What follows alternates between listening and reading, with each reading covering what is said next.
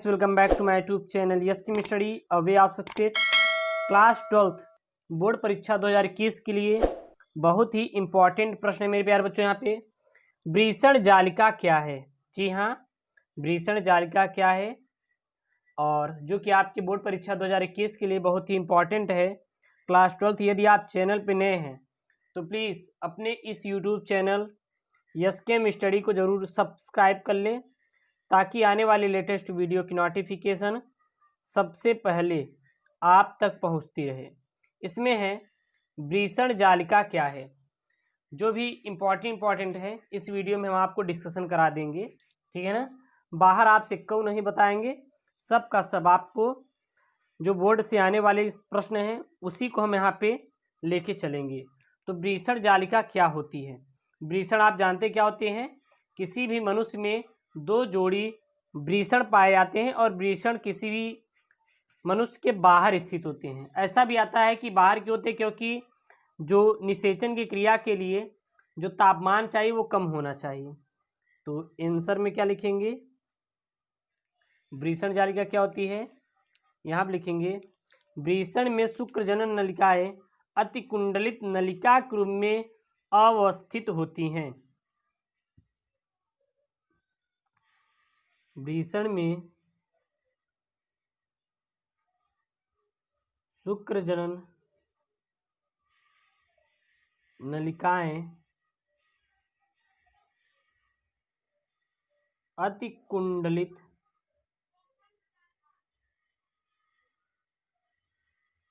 नलिका के रूप में अतिकुंडलित नलिका के रूप में व्यवस्थित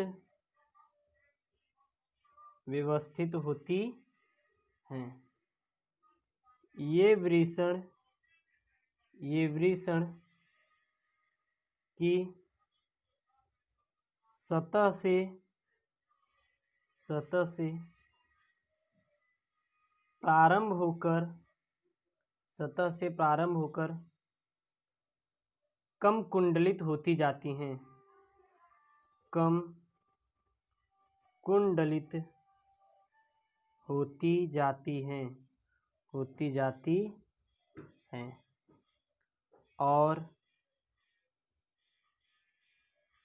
अंत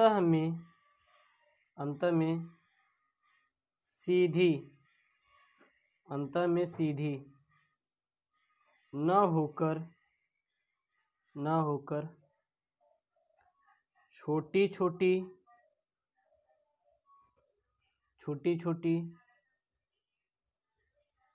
नलिकाओं के घने जाल में खुल जाती हैं। घने जाल में खुल जाती हैं, जिसे वृषण जालिका कहते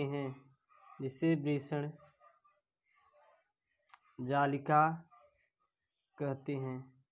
और इसे क्या कहा जाता है? इसे ही वृषण जालिका कहा जाता है। ये आपके लिए इम्पोर्टेंट है, याद रखिएगा। चलिए अगले सवाल देखते हैं हम लोग। यहाँ पे है सरटोली कोशिका पर टिप्पणी करो। तो सरटोली कोशिका है और यहाँ पर टिप्पणी करने के लिए दिया है। तो सरटोली कोशिका क्या होती है, अब इस पर टिप्पणी करने को दिया है। तो आंसर में लिखेंगे सरटोली कोशिका के बारे में। ये कोशिकाएं वृषण की शुक्रजनन नलिकाओं की जननिक उपकला में व्यवस्थित होती हैं और ये कोशिकाएं बड़ी और स्तंभी होती हैं तथा संख्या में क्या होती है, बहुत ही कम होती हैं। सरटोली कोशिकाओं की बात करेंगे तो ये हमारी पोषण प्रदान करती हैं, ठीक है ना, याद रखना। और इनकी स्वतंत्र सतह समतल न होकर कटी फटी होती है और इन कटे फटे भाग में पूरे शुक्राणु कोशिकाएं धस कर शुक्राणु में बदलती रहती हैं। क्या लिखेंगे? यहाँ पे लिखेंगे ये कोशिकाएं वृषण की शुक्रजनन, यह वृषण की शुक्र जनन नलिकाओं, यह वृषण के शुक्रजनन नलिकाओं की जननिक उपकला में स्थित होती हैं। जननिक उपकला में क्या होती है हमारी, स्थित होती हैं। ये कोशिकाएं बड़ी और स्तंभी होती हैं। ये कोशिकाएं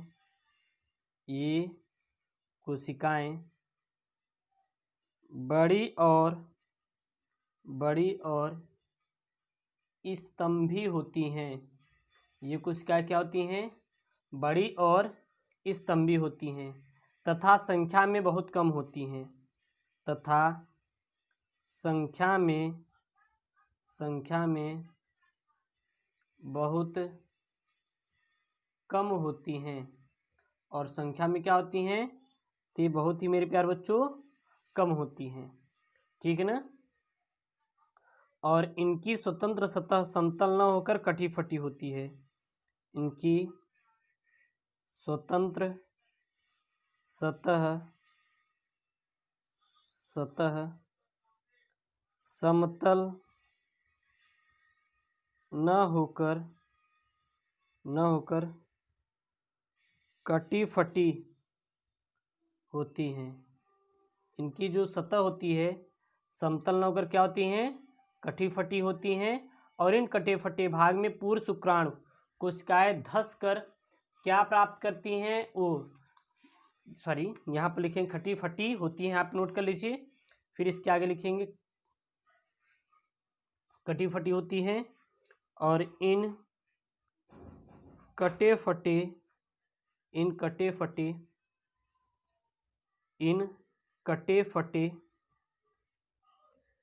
भागों में पूर्व शुक्राणु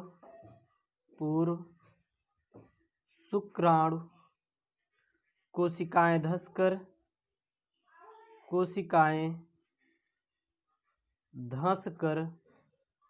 शुक्राणु में बदलती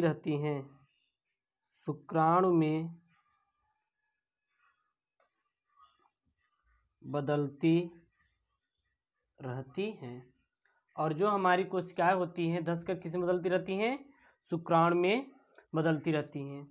एक याद रखना जो कि इम्पॉर्टेंट है, वीर्य का पीएच मान कितना होता है। जो वीर्य का आता है पीएच मान कितना होता है, वीर्य का पीएच मान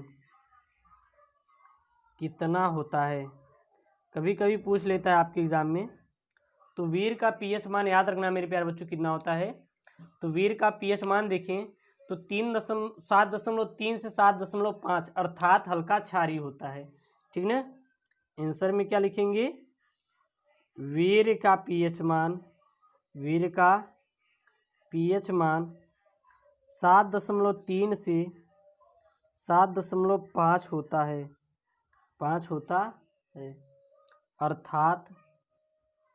अर्थात यह हल्का क्षारीय क्या होता है, क्षारीय होता है। ठीक है ना। इसको भी याद रखना। कभी कभी दे देता है कि नर में प्राथमिक लैंगिक अंग क्या होता है। छोटे छोटे क्वेश्चन है प्यारे प्यारे। नर में प्राथमिक लैंगिक अंग क्या होता है, प्राथमिक लैंगिक अंग क्या होता है। तो नर में प्राथमिक लैंगिक अंग याद रखना हमारा क्या होता है, वृषण होता है। ठीक है ना। आंसर लिख लेंगे, नर में प्राथमिक लैंगिक अंग वृषण होता है। नर में जो हमारा प्राथमिक लैंगिक अंग की बात करेंगे तो वृषण होता है। और वृषण कहाँ पर स्थित होता है, तो वृषण हमारा वृषण कोश में एक जोड़ी वृषण उपस्थित होता है। कभी कभी दे देता है कि वृषण कहाँ पे उपस्थित होता है, तो वृषण जो उपस्थित होता है वो हमारा वृषण कोश में उपस्थित होता है। वृषण किसमें उपस्थित होता है? वृषण कोश में। और ये हमारा शरीर के बाहर स्थित होता है। और वृषण किसमें होता है? तो जोड़ी में होता है। कितनी जोड़ी होता है? 2 होता है। एक जोड़ी होता है, यानी कि 2 वृषण किसी भी मनुष्य में पाए जाते हैं। और यहीं पे हमारा वीर उपस्थित होता है। वीर का निर्माण हमारे टेस्टिस वृषण में ही होता है। तो ये बोर्ड परीक्षा 2021 के लिए बहुत इंपॉर्टेंट है मेरे प्यारे बच्चों, इसका पूरा आप नोट कर लीजिए। और ऐसे वीडियोस पाने के लिए चैनल को सब्सक्राइब करिए। ओके दोस्तों, थैंक यू, जय हिंद।